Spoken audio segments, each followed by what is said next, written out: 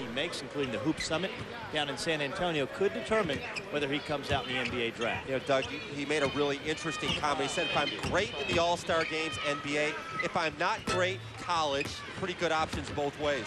Well, who determines if he's great or not? He does. A lot of the scouts have said that they like Livingston better because they think he can run an offense better than Telfair. Wow. He also makes some pretty spectacular passes, and look out, J.R. Smith. You know, if J.R. Smith would have pulled that off in the dunk contest, Candace Parker would not be the dunk champion. That was the major problem. You know, there is a national hubbub about that dunk contest. How can you let a girl win that dunk contest? Did she really deserve to do so? She made the dunks. Candace Parker was 5 out of 6. The boys, their field goal percentage was well under 50%. We're off to a great start here in Oklahoma City. Robert Swift from Livingston. And J.R. Smith with some thunderous dunks and some threes as well for the East squad, which leads by 5. Sports Center, you saw the Powerade Jam Fest earlier tonight. Candace Parker winning it. Maybe the guys are seeking retribution after losing in the finals to Parker, Doug. Yeah, so far they are 100% on all their dunks. If they had that percentage, they would be the dunk champ. Speaking of Candace Parker, she's standing by with our Tim McCormick. Thanks, Dave. Candace, you have to take us through the excitement of winning the dunk championship. Did you go in expecting to win?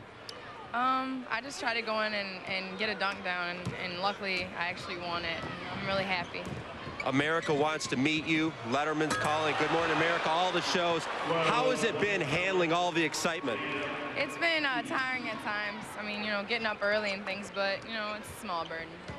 Do you feel like a pioneer, and do you think it's possible 10 years from now we may see the boys and the girls separate dunk contests? You know, I'm really proud of that, and, you know, I hope 10 years from now that there's 3-4 girls entering the dunk contest and going for the victory. All right, congratulations, Candace. And one thing to point out, Dave, she really lived up to her potential. She had 19 points. Many consider her the greatest girls high school player ever.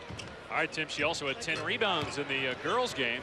J.R. Smith with 10 points right now to lead the way for the East squad. And here is Daniel Gibson, point guard from Houston, who's set to go to Texas.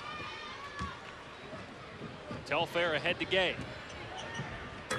Rudy Gay, who's set to go to Connecticut in the fall. Now, here's the problem. You have 2 point guards in the game, and Gibson and Livingston, neither are back defensively. Now, it's nitpicking because it's an all-star game, but when it's about having the feel of a point guard, you always, always have to be back defensively.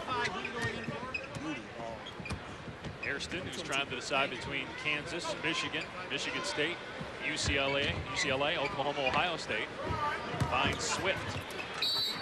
And a foul. Now, Doug, you're a Southern California guy. You got to be pleased with what you've seen out of Swift. We'll get to that in a minute, but first, the Jam Fest from Monday night. Candace Parker winning it, going D. Brown there. The University of Michigan actually said that he gives her total credit for winning. He can't do a dunk when he closes his eyes like she did. There's Swift. You've seen many players as good as he is for his size coming out of the Los Angeles area. The thing about him is like Tim said, he has improved steadily over time. Talked to him this morning. He said the one thing he really wants to work on before he takes the floor at SC, put on a bit of upper body strength. He's about 245 now, wants to be 260, but he thinks he can add that in the shoulder area to hold that post position. Because when he gets it inside